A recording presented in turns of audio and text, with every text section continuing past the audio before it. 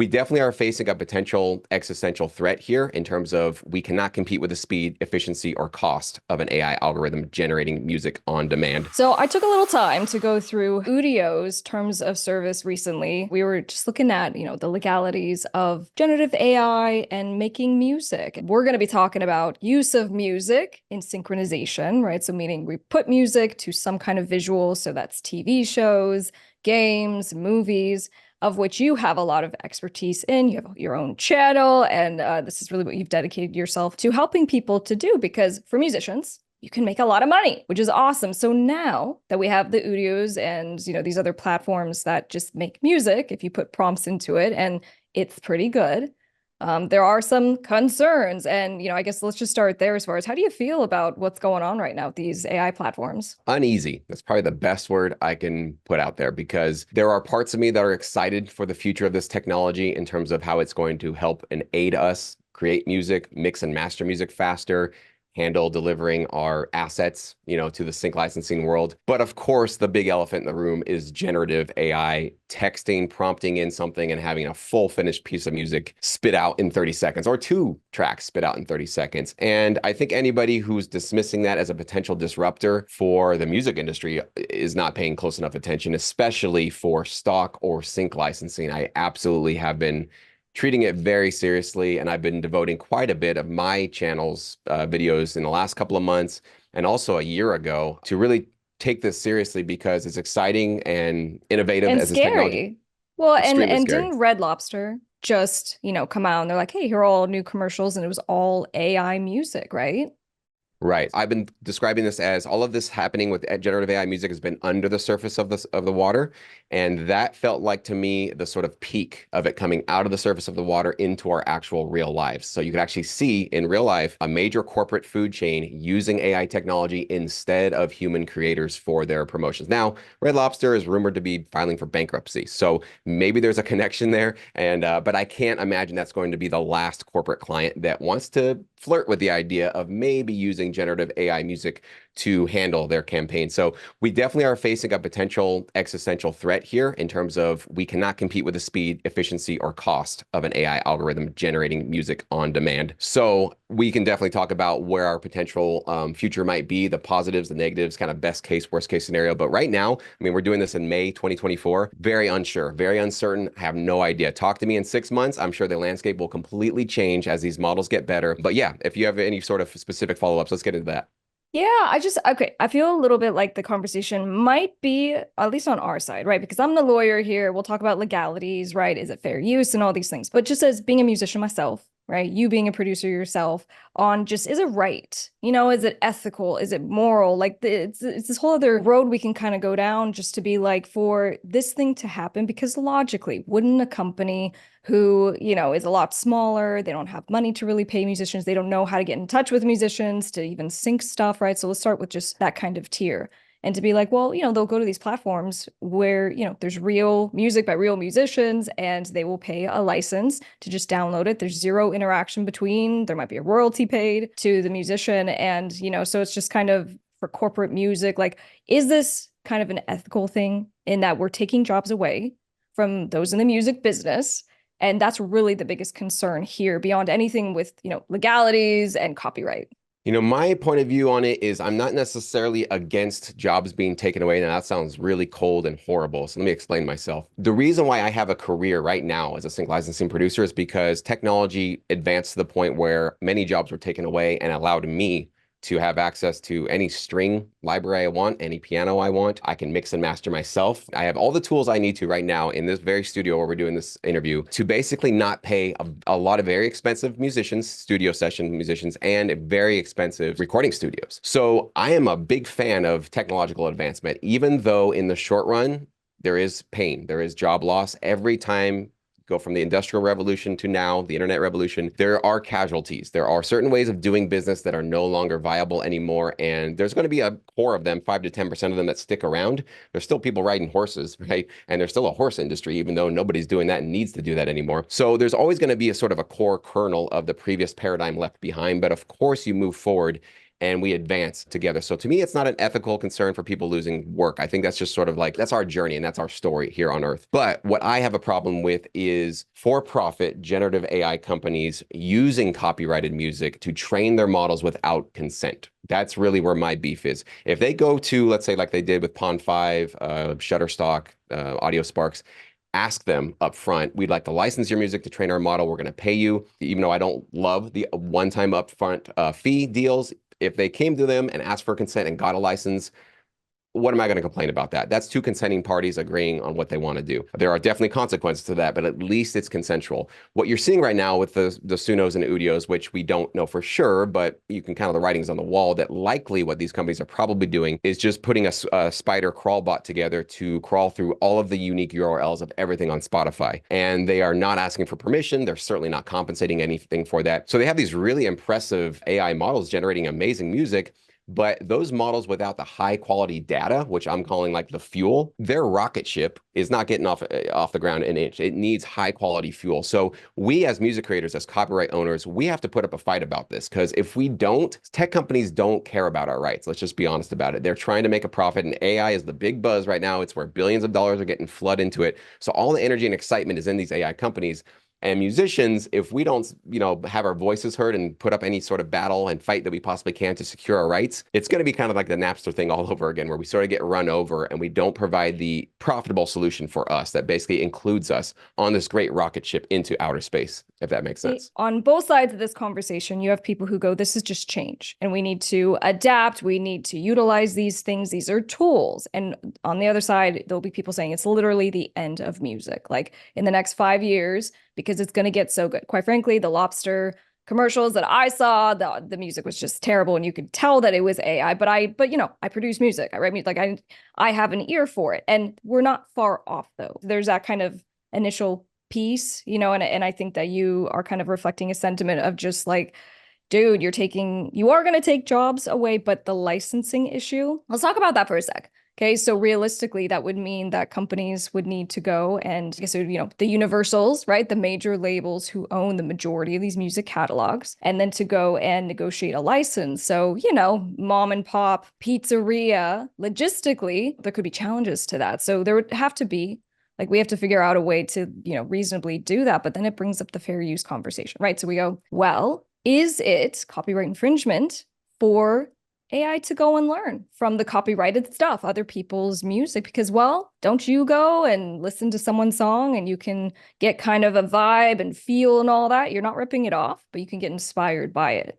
So isn't, AI just getting inspired? If that's the beginning and end of the question in terms of aren't AI and human beings doing the same thing, is it okay for them to learn off of music? Absolutely. It's okay for me to learn on copyright music. It's okay for an AI to learn off of copyrighted music. The change in the scenario happens when the for-profit model gets built on the back end of it. If you're just training an AI model for educational purposes, which is what was happening up until usually basically the last year, whatever, right? It's like you're not really making any dent in the marketplace, and it's more for research purposes just to see what your AI model can do. The change for me, and you're the entertainment attorney, so I'm definitely not the expert here, but for me, the change happens in terms of the for-profit model coming in to devalue the value of the original copyrighted music that it was trained upon. So in fair use, the fourth element of fair use doctrine says that if you're using copyrighted music and making a copy of it or studying it essentially from an AI model, and then you go create a for-profit model in the marketplace that can devalue the value of that original copyright work, not fair use, because you are essentially not creating a new and transformative and additional source of revenue or something different. You are basically creating a replacement for all of that copyright music. And I think that Red Lobster, to me, is a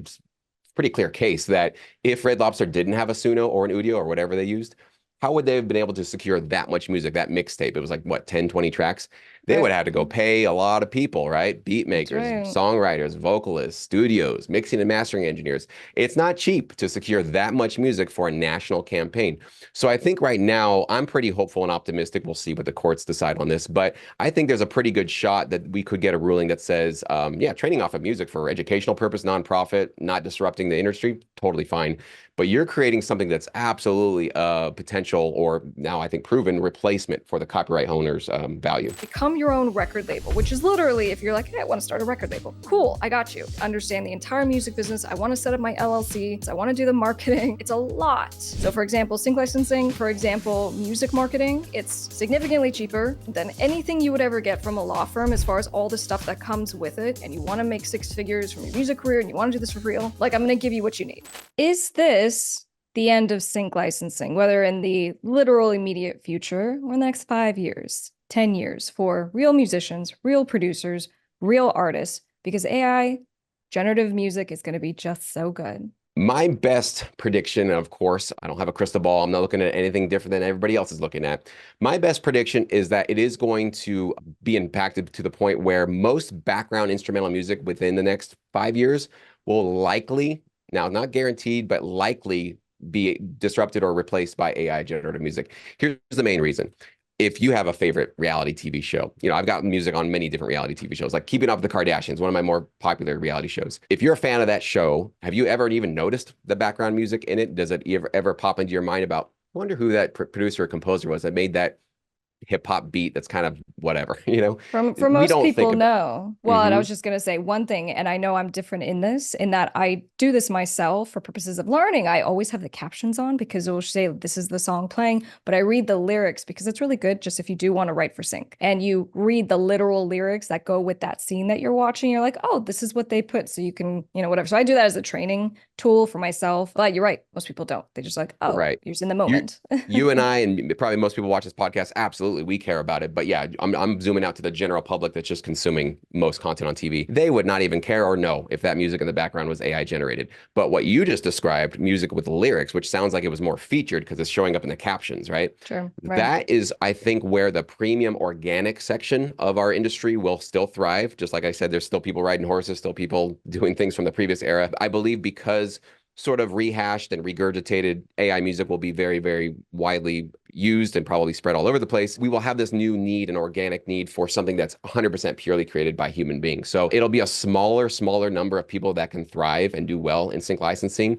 We've kind of been in a bubble, to be honest with you, since COVID, when everybody was home and all these musicians and producers had nothing to do for a year or two. Sync industry got completely overwhelmed with tons of newcomers just throwing their music at libraries and trying to get involved with it. So that bubble is certainly popping now. And I think as AI music becomes a viable alternative for a lot of these networks and cable companies, it's going to pop even more. So my advice has been, if you feel that you've got something really valuable to offer this industry in terms of your original creative voice, especially if you have vocals, that's going to be like a mandatory thing moving forward. There's still plenty of time, plenty of opportunities, plenty of space for you to really do well in this business. But up until now, I've been telling my subscribers, probably only 3 to 5% of you will probably succeed. That was in the good days. That was before AI, because cream rises to the top. And although everybody's excited about doing music for a job, very few people have the tenacity to stick with it for a long time. And this industry takes a long time to build up those royalties, build those relationships. As you know, it's a grind. You got to keep showing up even when you don't feel like it and you're not seeing the results. So with AI here, I'm probably putting that down to 1 to 2%. It's going to be a very small number of people that maintain their relevance. Now, there are obstacles that might not have that happen. So the fact that purely texted music to an AI output will likely not create copyright for that music could create some hurdles. Like that, maybe there are many reasons why a network or a cable company would not want to use non-copyrighted music for various reasons, legal reasons, risky reasons. They don't know if it maybe is infringing on something else. So there's a whole can of worms we can get into. So I don't know the future of this, but I'm definitely saying no matter what happens in the future, my recommendation is lean further into your own original creativity. Try not to sound so much like everybody else. Put more vocals in your music, more live recorded instruments. And if you have a particular skill, like you're an amazing pianist, you're a great guitar player, whatever the thing is that you really shine in, lean 1,000% more into that. And don't try to become a generic, oh, I can do a bunch of different things. The time for that has already been passed. And now it's definitely too late for that. You really got to get specialized and niched and focused in the one particular value that you really can offer this business. And I want to get into kind of our best tips because you're an expert on sync licensing and getting these placements and stuff like that. So I know my viewers will be very interested about that. Basically, to summarize what you said, are you basically saying that you just anticipate there will be kind of this tier of maybe smaller businesses, smaller productions that will just use AI because it just makes more sense, right, financially? But for maybe the big budget films, the big budget, productions in general, they'll probably still use real music, right? We want the branding of The Weeknd and Lady Gaga and, these other things ancillary that make it, it's like, oh, it's that song.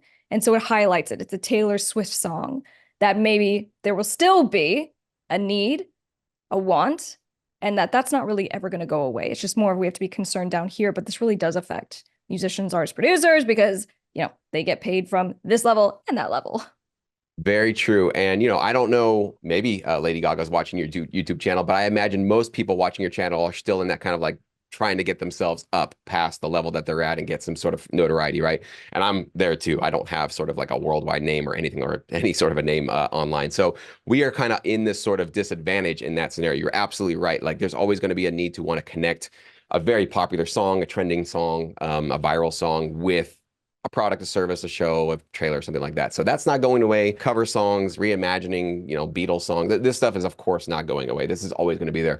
But many of us aren't a part of that world because we don't have hit songs. We don't have a sort of like a song in the zeitgeist that everybody can just love. Maybe a few of us do, hopefully, and maybe we all will get there soon. That'd be really cool. But we also got to be realistic that we are sort of not included in that right now. So the whole challenge with all of this is how do we still provide value to an industry when we don't have that mainstream notoriety? And that's kind of going back to the sort of advice that I was giving before of just really focusing on some unique, really amazing, original, organic value that you can bring with your music.